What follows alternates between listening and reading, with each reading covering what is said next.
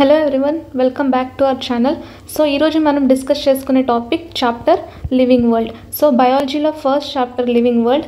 ఈ చాప్టర్ నుంచి మనకి లాస్ట్ 3 years నుంచి అనాలిసిస్ చూసుకుంటే 2023లో అసలు క్వశ్చన్ అన్నది రాలేదు. 2024లో ఒక క్వశ్చన్ వచ్చింది. 2025లో మాత్రం 1 to 2 క్వశ్చన్స్ అన్నది ఈ చాప్టర్ నుంచి ఎక్స్పెక్ట్ చేస్తున్నాం. సో ఈ చాప్టర్లో ఎన్సీఆర్టీ లైన్స్ ప్రతివి మీరు క్లియర్ కట్గా చదువుకుంటే ప్రతి ఒక్క క్వశ్చన్ అన్నది మీరు సాల్వ్ చేయొచ్చు అండ్ 8 marks అన్నవి మీరు సెక్యూర్ చేసుకోవచ్చు ఈ చాప్టర్తో. సో ఈ చాప్టర్లో మనం మెయిన్గా డిస్కస్ చేసుకునే టాపిక్స్, టేబుల్స్, ఫ్లో చార్ట్స్ అన్నీ ఈ వీడియోలో కవర్ అయిపోతాయి. సో ఈ వీడియో అన్నది మీ ఎన్సీఆర్టీ రివిజన్ అయిన తర్వాత ఒక చాప్టర్కి మొత్తం గ్రిప్ వచ్చిన తర్వాతే ఈ రివిజన్ వీడియో అన్నది చూడండి. సో దట్ మీరు ఆ చాప్టర్లో ఉన్న కాన్సెప్ట్స్ అన్నీ రివైజ్ అవుతాయి. సో లేట్ చేయకుండా వీడియోని స్టార్ట్ చేసేద్దాం. సో మన లివింగ్ వరల్డ్ అంటే మన వరల్డ్లో ఉండే ఆర్గానిజమ్స్ ఏవైతే ఉన్నాయో, అన్ని డైవర్సిటీ ఆఫ్ ఎ వరల్డ్ ఏవైతే ఉన్నాయో అవన్నీ ఎలా ఫామ్ అయ్యాయి అంటే చూసుకోవచ్చు ఈ చార్ట్లో. ఫస్ట్ ఆఫ్ ఆల్ మనకి ఆటమ్స్, తర్వాత సో సెల్స్ మనం చూసుకోవచ్చు. These are basic units of life. So atoms అనేవి కాంపౌండ్స్గా ఫామ్ అయ్యి, కాంపౌండ్స్ అనేవి సెల్గా ఫామ్ అయ్యి, అన్ని సెల్స్ అన్నీ కలిసి అంటే ఏవైతే సెల్స్ ఒకే ఫంక్షన్ చేస్తాయో ఆ సెల్స్ అన్నీ కలిసి టిష్యూస్గా ఫామ్ చేసి, టిష్యూస్ ఏవైతే ఒకే ఫంక్షన్ చేస్తున్నాయో ఆ టిష్యూస్ అన్నీ ఆర్గన్స్గా ఫామ్ అయ్యి, ఆర్గన్స్ అన్నీ ఆర్గన్ సిస్టమ్గా ఫామ్ అయ్యి, ఆర్గన్ సిస్టమ్ అంతా కలిస్తే ఒక ఆర్గానిజం అన్నది ఫామ్ అవుతుంది. సో మన లివింగ్ వరల్డ్, మన డైవర్సిటీలో చాలా ఆర్గానిజమ్స్ అనేది చూడొచ్చు. సో మన పాపులేషన్లో కూడా వెరైటీ ఆఫ్ డైవర్సిటీ ఉన్నాయి. సో ఆ డైవర్సిటీ అనేవి ఇదే అన్ని ఆర్గానిజమ్స్ అనేవి ఇదే ఫ్లో చార్ట్లో ఫామ్ అయ్యాయి. సో ఇక్కడ మీరు చూడొచ్చు బయోలాజికల్ హైరార్కీ. సో సైజ్ ద్వారా చూసుకోవచ్చు. Size and complexity of unit increases. So units అన్నవి, ఆటమ్స్ అన్నవి చాలా చిన్న యూనిట్స్, వేరేస్ మనం ఆర్గానిజం చూస్తే చాలా పెద్ద యూనిట్. సో ఆటమ్స్ నుంచి మనం ఆర్గానిజమ్స్కి వచ్చేసరికి సైజ్ అండ్ యూనిట్స్ అన్నవి ఇంక్రీజ్ అవుతాయి. ఇది చాలా బేసిక్ కాన్సెప్ట్ ఈ లివింగ్ వరల్డ్లో. So living world mind map చూద్దాం. సో లివింగ్ వరల్డ్ అంటే what is living? All the biological reactions మన బాడీలో ఏవైతే అవుతున్నాయో వాటిని లివింగ్ సిస్టమ్ అని అంటాం. సో ఆ లివింగ్ సిస్టంలో మన బాడీలో ఉండే బయాలజికల్ కెమికల్ రియాక్షన్స్ అన్నీ, బయోకెమికల్ రియాక్షన్స్ అన్నీ కలిపి మెటబాలిజం అంటాం. సో మెటబాలిజం పైన కూడా స్టేట్మెంట్ బేస్డ్ క్వశ్చన్స్ అనేవి నీట్లో అడుగుతుంటారు. సో అన్ని లివింగ్ అంటే ఏ ఆర్గానిజమ్స్ని మనం లివింగ్ అంటాం అండ్ ఏ ఆర్గానిజమ్స్ని మనం నాన్ లివింగ్ అంటామో చూద్దాం. All the organisms grow in size and number. అన్ని ఆర్గానిజమ్స్ అన్నవి సైజ్గా పెరుగుతుంది అండ్ నంబర్ అంటే ఒక్క సెల్ అన్నది 2 సెల్గా డివైడ్ అయ్యి 2 cells అనేవి 3 cellsగా డివైడ్ అయ్యాలా నంబర్ వైజ్గా ఇంక్రీజ్ అవుతుంది. So defining property and non defining property అని 2 ఉంటాయి. డిఫైనింగ్ ప్రాపర్టీ అంటే ఇక్కడ మీరు చూసుకోవచ్చు defining property and non defining property. Defining property అంటే అవి ఓన్లీ లివింగ్ ఆర్గానిజమ్స్కి స్పెసిఫిక్గా ఉండే క్యారెక్టర్స్ మాత్రం డిఫైనింగ్ ప్రాపర్టీస్ అంటారు. నాన్ డిఫైనింగ్ ప్రాపర్టీస్ అంటే బోత్ లివింగ్కి నాన్ లివింగ్కి ఉంటాయి. ఆ క్యారెక్టర్స్ అనేవి బోత్ లివింగ్కి నాన్ లివింగ్కి ఉంటాయి. అంటే ఇప్పుడు గ్రోత్ చూసుకోవచ్చు మనం. గ్రోత్ అన్నది లివింగ్ ఆర్గానిజమ్స్కి నాన్ లివింగ్ ఆర్గానిజమ్స్కి common character. So it is a non defining. Defining character అంటే ఓన్లీ లివింగ్ ఆర్గానిజమ్స్ మాత్రం ఉండేది. For example metabolism. సో ఇక్కడ మీరు చూసుకోవచ్చు గ్రోత్ అన్నది నాన్ డిఫైనింగ్ క్యారెక్టర్ కింద వస్తుంది. వేరాజ్ రిప్రొడక్షన్ అన్నది లివింగ్లో అవుతుంది బట్ నాన్ లివింగ్లో అవ్వదు. బట్ లివింగ్లో ప్రతి ఒక్క లివింగ్ ఆర్గానిజం రిప్రొడ్యూస్ చేయదు. అంటే ప్రతి ఒక్క ఆర్గానిజమ్స్ రిప్రొడక్షన్లో పార్టిసిపేట్ చేయదు. లైక్ ఎగ్జాంపుల్ ఇన్ఫర్టిలిటీ ఉన్నవి ఆర్గానిజమ్స్ ఏవైనా మ్యూల్స్ కానీ ఆరల్స్ మేల్ హనీ బీస్ కానీ అలాంటివి రిప్రొడక్షన్లో పార్టిసిపేట్ చేయవు. కాబట్టి రిప్రొడక్షన్ అన్నది ప్రతి లివింగ్ ఆర్గానిజం చూపించదు. సో దాన్ని కూడా మనం నాన్ డిఫైనింగ్ క్యారెక్టర్గానే తీసుకుంటాం. డిఫైనింగ్ క్యారెక్టర్ అంటే ప్రతి ఒక్క లివింగ్ ఆర్గానిజం చూపించాలి అండ్ అవి నాన్ లివింగ్ ఆర్గానిజమ్స్లో ఉండకూడదు. సో మెటబాలిజం అనేవి మనం మెయిన్లీ 2 types, యానబాలిజం, క్యాటబాలిజం. యానబాలిజం అంటే ఏదైనా ఒక చిన్న సబ్స్టెన్సెస్ నుంచి పెద్ద సబ్స్టెన్సెస్ ఫామ్ అవ్వడానికి యానబాలిజం అంటాం. క్యాటబాలిజం అంటే బ్రేక్ డౌన్ ఆఫ్ మాలిక్యూల్స్. ఒక పెద్ద మాలిక్యూల్ చిన్న యాటమ్స్గా బ్రేక్ డౌన్ అవుతే దాన్ని క్యాటబాలిజం అంటాం. So diversity in living world. మన లివింగ్ వరల్డ్లో మనం చాలా హ్యూజ్ డైవర్సిటీని మనం చూడొచ్చు. సో బయోడైవర్సిటీ అంటే ఏంటి? Varieties of living organisms in geographical area. మనం చూస్తున్న ఏరియాలో మనం డైవర్సిటీలో చాలా వెరైటీ లివింగ్ ఆర్గానిజమ్స్ ఉన్నాయి. వాటిని బయోడైవర్సిటీ అంటాం.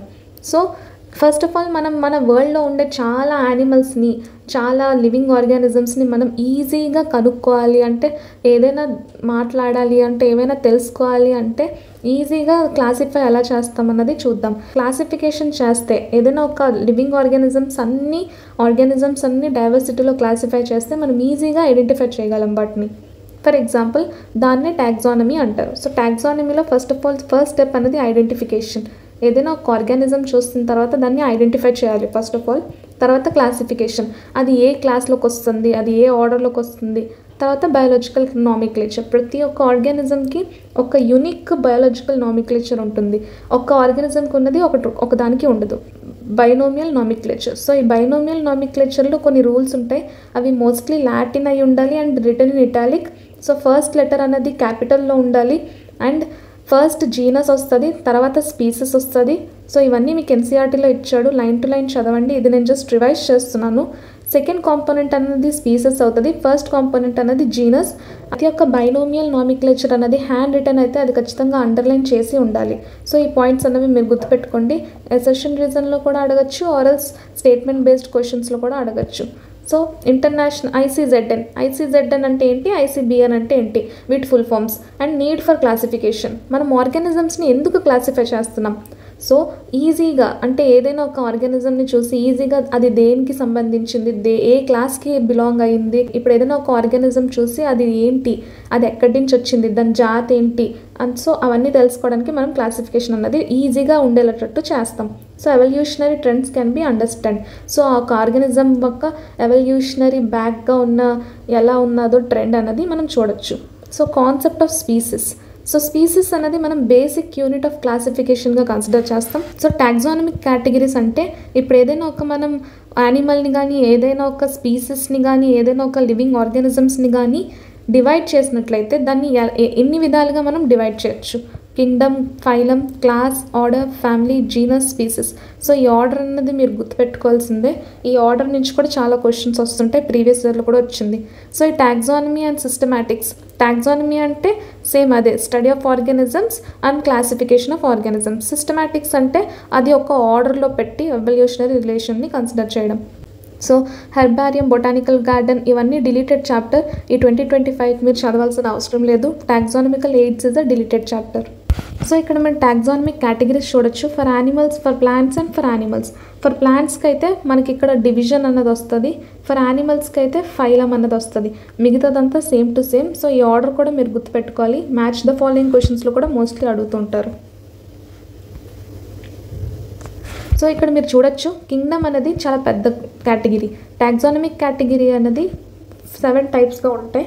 సో స్పీసెస్ అనేది చాలా చిన్న యూనిట్, కింగ్డమ్ అనేది చాలా పెద్ద యూనిట్. స్పీసెస్ అన్నీ కలిసి జీనస్ అవుతాయి, జీనస్ అన్నీ కలిసి ఫ్యామిలీ, ఫ్యామిలీలు అన్నీ కలిసి ఆర్డర్, ఆర్డర్స్ అన్నీ కలిస్తే క్లాస్గా ఫామ్ అవుతాయి, క్లాసెస్ అన్నీ కలిపి ఫైలం, ఫైలం అన్నిటిని కలిపి కింగ్డమ్స్. సో మనకి మెయిన్లీ 5 కింగ్డమ్స్ ఉంటాయి. Animal kingdom, plant kingdoms, monera, fungi. So ఈ యొక్క టేబుల్ కూడా మీరు గుర్తుపెట్టుకోవాలి. ఎన్సీఆర్టీలో ఎగ్జాంపుల్స్ ఇచ్చాడు. సొలానం అనే జీనస్కి examples potato and brinjal, panthera, felis, equus. So ఈ ఎగ్జాంపుల్స్ కూడా మీరు స్క్రీన్ షాట్ తీసుకోండి. సో లాస్ట్ 5 years నుంచి మన క్వశ్చన్స్ ఎలా వచ్చాయో ఈ చాప్టర్ నుంచి చూద్దాం. So taxonomical characteristic. So taxonomal categories. Taxonomic categories అంటే ఆ ఫ్లో చార్ట్ చూపించాను కదా, hierarchical arrangement in descending order. Descending ఆర్డర్లో చేయమంటున్నాడు, అంటే పెద్ద యూనిట్ నుంచి చిన్న యూనిట్కి రావడం, అంటే కింగ్డమ్ టు స్పీసెస్. సో ఇది ఒక ఇంపార్టెంట్ క్వశ్చన్, ప్రతిసారి రిపీట్ అవుతుంది. నీ 2022లో కూడా వచ్చింది. Which of the following has a less general characters. పెరుగుతుంటూ ఉంటాయి, అంటే ఇప్పుడు ఏమైనా కింగ్డమ్ నుంచి స్పీసెస్కి వెళ్తున్నప్పుడు కామన్ క్యారెక్టర్స్ అనేవి ఇంక్రీజ్ అవుతాయి. స్పీసెస్ నుంచి కింగ్డమ్కి వస్తే కామన్ క్యారెక్టర్స్ అనేవి డిక్రీజ్ అవుతాయి. ఈ ఒక్క పాయింట్ మీరు గుర్తుపెట్టుకుంటే ఏ క్వశ్చన్ అయినా మీరు చేయొచ్చు. So nomenclature is governed by certain universal rules. So nomenclature rules కూడా మీరు ఎన్సీఆర్టీలో చదువుకోండి. స్టేట్మెంట్ బేస్డ్ క్వశ్చన్స్ వస్తాయని చెప్పాను కదా. So ఐసీజెడ్ఎన్ rules. సో ప్రతి ఒక్క లైన్ ఎన్సీఆర్టీలో చదివితే ఎన్సీఆర్టీ లైన్సే ఇవి. సో ఎన్సీఆర్టీ లైన్స్ నుంచే మోస్ట్లీ ఈ చాప్టర్ నుంచి క్వశ్చన్స్ వస్తాయి. అండ్ ఇదొక టాపిక్, ఇదొక టేబుల్ అనేది ఇంపార్టెంట్. సో ఇది 2019లో కూడా రిపీట్ అయింది క్వశ్చన్. సో ఎలా ఇచ్చాడంటే సేమ్ ఇదే టేబుల్ని మ్యాచింగ్ వేలో అడిగాడు. సో ఈ టేబుల్ అనేది 4 స్పీసెస్, 4 కామన్ నేమ్స్గా గుర్తుపెట్టుకోవాలి. ఈ టేబుల్ మ్యాన్కి biological name, genus, family, order, class, division. So ఈ 4 వాటికి గుర్తుపెట్టుకుంటే ఈ మ్యాచింగ్ టైప్స్ ఆఫ్ క్వశ్చన్స్ కూడా వస్తాయి. ఇది ఇంపార్టెంట్ టేబుల్ ఎన్సీఆర్టీలో ఇచ్చాడు. సో ఇప్పుడు మీరు చూసారు కదా, చాప్టర్ అంతా ఒక 10 minutesలో మనం ఎలా రివైజ్ చేసామో, మైండ్ మ్యాప్ సిరీస్తో అండ్ పీవైక్యూస్లో ఎలాంటి క్వశ్చన్స్ అడిగాడో, ఇప్పుడు చాప్టర్ అంతా మనం 10 మినిట్స్లో మనం రివైజ్ చేసాం, మైండ్ మ్యాప్స్ చేసాం, అండ్ పీవైక్యూస్ ఎలాంటి క్వశ్చన్స్ అడిగాడో and important tables and examples అన్నీ చూసాం, అండ్ క్వశ్చన్స్ ఎక్కడి నుంచి వస్తాయో కూడా చూసాం. సో మీరు ఫస్ట్ ఆఫ్ ఆల్ ఎన్సీఆర్టీ అనేది పర్ఫెక్ట్గా చదవండి. బయాలజీకి 360/360 రావాలంటే ఖచ్చితంగా ఎన్సీఆర్టీ అన్నది పర్ఫెక్ట్ ఉండాలి. ఎన్సీఆర్టీ పర్ఫెక్ట్ ఉన్న తర్వాతే మీరు క్వశ్చన్స్కి వెళ్ళొచ్చు, ఆర్ఎల్స్ రివిజన్ సిరీస్ ఇలాంటి వీడియోస్ అయినా చూడొచ్చు. సో ఇలాంటి ఎన్సీఆర్టీ పర్ఫెక్ట్గా ఉండడానికి మీరు ఎన్నిసార్లు చదివినా మీ నాలెడ్జ్ని టెస్ట్ చేసుకోవడానికి biology chapter wise test series అనేది మీరు అటెంప్ట్ చేయాలి. చాప్టర్ వైజ్గా టెస్ట్ రాస్తే మీకు ఏ చాప్టర్లో ఏ వీక్ ఉందో ఏ పాయింట్స్ అయితే వీక్ ఉన్నాయో, ఏ టాపిక్స్ అయితే వీక్ ఉన్నాయో తెలుస్తాయి. So NCERT line by line questions ఉంటాయి, PYQs included, statement based on latest 10th year syllabus, NEET level questions మాత్రమే ఈ టెస్ట్ సిరీస్లో ఉంటాయి. సో ఈ టెస్ట్ సిరీస్ అనేది మీకు 199కే వస్తుంది. సో ఇది మీరు పర్చేస్ చేసుకోండి. మా వెబ్సైట్ ఉంది, మా వెబ్సైట్ లింక్ కూడా మీకు డిస్క్రిప్షన్లో పెట్టాం. సో వాట్సాప్ గ్రూప్ కూడా జాయిన్ అవ్వండి, అక్కడ మీ డౌట్స్ అడగండి. ఇంకా మీకు ఏమైనా డౌట్స్ ఉంటే కమెంట్ సెక్షన్లో పోస్ట్ చేయండి. సో రోజు మేము 2 వీడియోస్ అన్నవి అప్లోడ్ చేస్తూ ఉంటాము. అవి రివిజన్ బేస్డ్ వీడియోస్ ఓన్లీ ఉంటాయి. మీకు డీటెయిల్డ్ ఎక్స్ప్లెనేషన్ వీడియోస్ కూడా కావాలంటే కమెంట్ సెక్షన్లో కమెంట్ చేయండి. అండ్ టెలిగ్రామ్ ఛానల్లో కూడా జాయిన్ అవ్వండి, డిస్క్రిప్షన్లో లింక్ ఉంది. అక్కడ పీడిఎఫ్స్ అండ్ క్వశ్చన్స్ అన్నవి, క్వశ్చన్ బ్యాంక్స్, పీవైక్యూస్ అన్నీ పోస్ట్ చేస్తుంటాం. Thank you.